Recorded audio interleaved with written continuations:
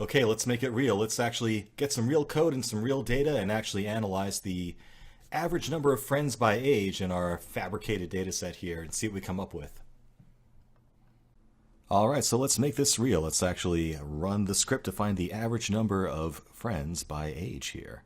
So at this point, you should go to the resources for this lecture if you haven't already and download two things. One is the friends by age Python script, and the other is the fakefriends.csv file, which is my randomly generated data that's completely fictitious, but useful for illustration. So go take care of that now. When you're done, move it into your C Spark course folder, or wherever you're installing stuff for this course, and come back when you're done. All right, so at this point in the course, your Spark course folder should look like this, and specifically we need friendsbyage.py and fakefriends.csv here. So let's double click on the friendsbyage.py script, and nthought canopy or your Python environment of choice should come up. And here we have it. So let's just review again what's going on here. So we start off with the usual boilerplate stuff. We import what we need from PySpark for Spark, and we set up a Spark context object that's just going to run locally on our own computer here on one process, and we're going to call it friendsbyage. All right. So first thing we do is pretty typical. We call text file on the Spark context to parse our input data, our fakefriends.csv file. And if you do have that in some other folder, make sure you modify that here first. And we will use that and put it into our lines RDD. And then we call our map function parse lines to transform our input data one line at a time into a new key value RDD. And again, what it's doing is splitting up the source data by the commas that are in it, extracting the age and number of friends from each line and casting them as integer values so we can perform arithmetic on them later, and returning key value pairs where the key is the age and the value is the number of friends seen for this individual. So at this point we have a new RDD that contains key value pairs of ages and number of friends for each person in our data set. Next we get to that big long scary line that does a bunch of stuff at once, and get used to this because you see a lot of this in Spark where people kind of chain operations together like this. I just want you to get used to it. But just break it down one thing at a time, left to right. Figure out what's going on. For the first thing we're doing is this map values call.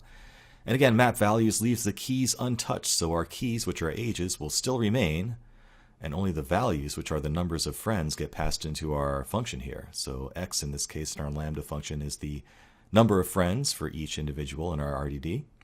And we're going to transform that into these compound objects, these tuples of number of friends and the value 1, so we can add those all up together later. So again, at the end of this, we have a new RDD under the hood where the key is still the ages, but the values are now these compound values of number of friends and the number 1. And then we need to aggregate everything together for each age. So reduce by key does that. It will gather all the values found for each age, which is our key value, and combine them together using the function that we provide.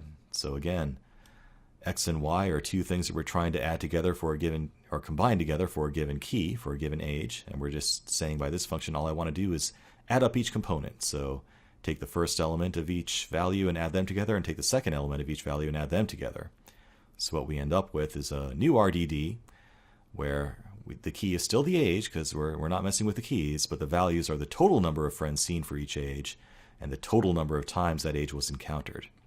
And with that, we have everything we need in the totals by age RDD to compute the averages. So our final transformation will take each value, we're going to call them map values. So again, our value at this point is a tuple, a composite value of total number of friends and total number of times that age was encountered, and it just divides those two values to get our average number, and that's our final result. So finally we call the collect action on the resulting RDD, averages by age, and we just print them out. So let's see if it works. Let's go up to the tools menu here and go to Canopy command prompt, or however you like to get to your command prompt, and we'll type in spark-submit friendsbyage.py, and off it goes. We'll get the usual warnings that we see whenever we run something locally. Safe to ignore, and we should quickly get a result. There we have it.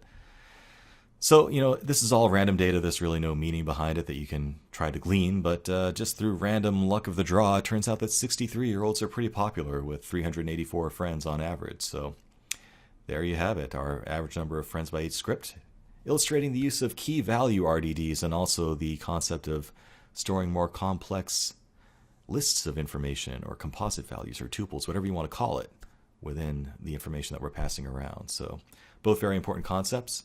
Feel free to play around with this script, make it do something different, experiment, get your hands dirty. It's the best way to learn. All right, let's move on. All right, that's a second example now. Some real hands-on code there of using Spark on your own desktop. Got some real results there, and we've covered the concept of using key value pairs in RDDs and some of the special things you can do when you have key value pair data in an RDD. Very important concept. So let's move on to our next examples.